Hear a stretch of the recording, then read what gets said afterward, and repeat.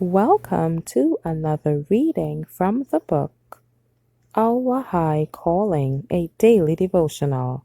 Today's reading is entitled, Rejoice, November 16th. Rejoice in the Lord always, and again I say rejoice.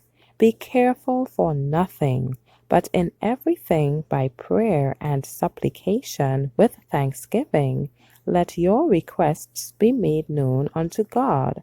Philippians 4 verses 4 through 6.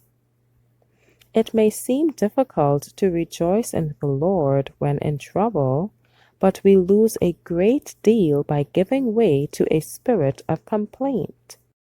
It is our privilege to have in our hearts at all times the peace of Christ. We should not allow ourselves to be easily disturbed.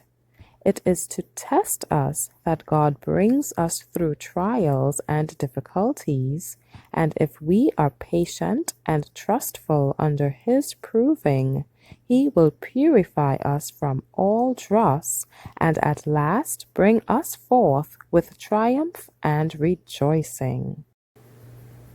Great blessings are reserved for those who uncomplainingly submit to the yoke that God wishes them to bear.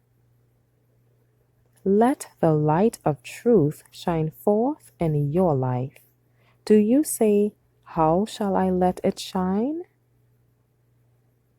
If before you accepted the truth you were impatient and fretful, let your life now show to those around you that the truth has had a sanctifying influence upon your heart and character, that instead of being fretful and impatient, you are now cheerful and uncomplaining.